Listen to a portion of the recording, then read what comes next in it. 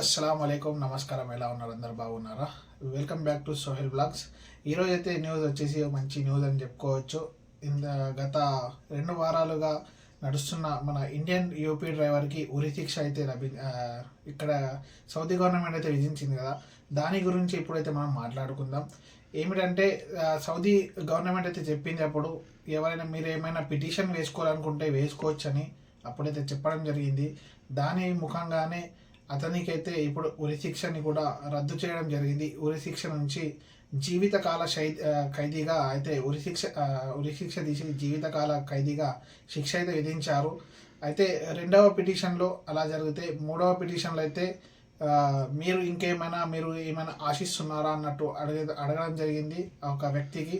అయితే ఆ వ్యక్తి గవర్నమెంట్కి, సౌదీ గవర్నమెంట్కి మరి ఇలా ఎప్పటికీ జరగదు, నన్ను క్షమించండి అని క్షమాపణలు కోరుతూ ఇంకా ఏమైనా శిక్ష తగ్గించాలని చాలా కోరాడు. వాళ్ళ లాయర్ వారి తరపున వాదించిన లాయర్ కూడా చాలా కష్టపడి అతనికి ఉరి శిక్ష నుంచి జీవితకాల ఖైదీ నుంచి 15 సంవత్సరాల జైలు శిక్ష దగ్గరికి అయితే వచ్చి ఆగింది. దాదాపు ఇప్పుడు 2 సంవత్సరాలు అయిపోయింది. ఇప్పుడు ఇది తెలియదు 13 సంవత్సరాలు మళ్ళీ ఉంటుందా లేకుంటే 15 సంవత్సరాలు ఉంటుందా అనేది ఇక్కడ ఇంకా రివీల్ అయితే అవ్వలేదు. ఇంకా మన ఏంటంటే జస్ట్ ఇక్కడ నుంచే మన సౌదీ గవర్నమెంట్ నుంచి వచ్చిన న్యూస్. ఇంకా ఇండియా నుంచి అయితే న్యూస్ రావాలి, ఎందుకంటే ఇండియన్ ఎంబసీ అయితే ఇంకా అప్రోచ్ అవ్వలేదు. ఇండియన్ గవర్నమెంట్, ఇండియన్ పోలీస్ అవన్నీ అప్రోచ్ అయితే ఇంకా కూడా శిక్ష తగ్గే అవకాశం ఉంది అతనికి. ఇంకా శిక్ష తగ్గాలని, ఎందుకంటే 15 సంవత్సరాలు ఇప్పుడు వచ్చి తన 2018లో 6 సంవత్సరాలు ఇటు గడిచిపోయినాయి. ఇంకా 15 సంవత్సరాలు అంటే 20 సంవత్సరాలు. అతను పెళ్ళి అయిపోయింది, మ్యారేజ్ అయింది, భార్య ఉంది. పోయేసరికి అయితే 40 సంవత్సరాలు దాటిపోయి ఉంటాయి తనకి, 40-45 సంవత్సరాలు. అందుకోసం శిక్ష ఇంకా తగ్గాలని నేను కూడా అనుకుంటున్నాను. ఇంకోటి న్యూస్ ఏంటంటే సౌదీ గవర్నమెంట్లో చాలామంది, మొన్న చెప్పాను కదా, చాలామంది డబ్బులు హుండీ ద్వారా పంపుకుంటున్నారు. అయితే అది చాలా తప్పు. ఇప్పుడు 2021 నుంచి అయితే దాన్ని అమలు చేస్తున్నారు. అది కూడా న్యూస్ వచ్చింది.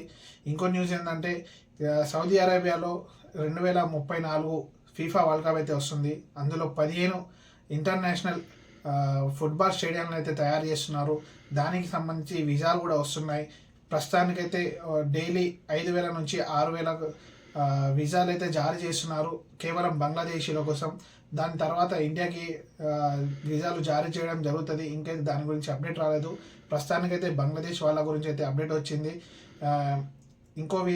అదేవిధంగా 2 రోజుల క్రితం ఒక పాకిస్తాన్ అయితే దొరికాడు.